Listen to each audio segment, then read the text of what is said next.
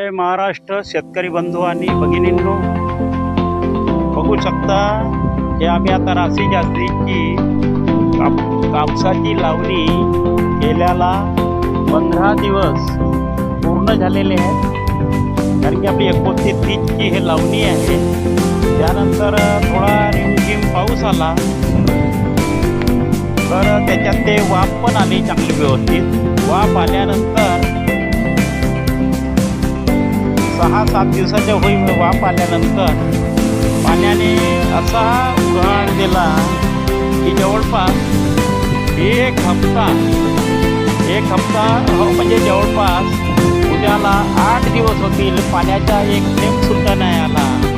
त्यामुळे आता आमची पराठी कोलमडाला सुरुवात झाली आहे. सकाळच्या वेळेस तर कशी तरी उभी राहतो, पण दुपारी आणि सायंकाळच्या वेळेस पूर्ण अशी झोपून जातो आणि पूर्ण कोलमडल्यासारखी होते. या पावसाला शेतकऱ्याच्या मागे का बरं एवढा लागतो तेच मला कळत नाही.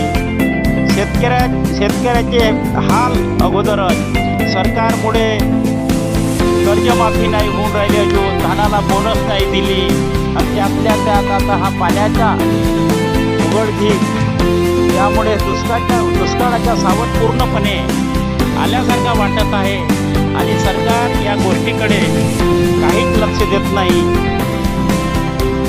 आणि सरकार तर देतच नाही, पण निसर्ग पण असा शेतकरी पोकला की पावसाच्या थेंबसुद्धा टाकून नाही राहिला. जवळपास 8 दिवस होत आहे. आता शेतकऱ्यांनी जगावे की मरावे तोच काही समजत नाही. बाकी सर्व निसर्गावर आहे. आपण तर काहीच नाही करू शकत. ठेवणे किंवा मारणे हे त्याच्या हातात आहे. तरी सर्वांनी आपल्या पिकाची ज्या तऱ्हेने वाचवता येत असेल त्या तऱ्हेने वाचवण्याची, चाहे गुंडाने पाणी टाका, ड्रामने पाणी टाका, याच्या जो पंपची सुविधा असेल त्यानं पंपची सुविधा करा.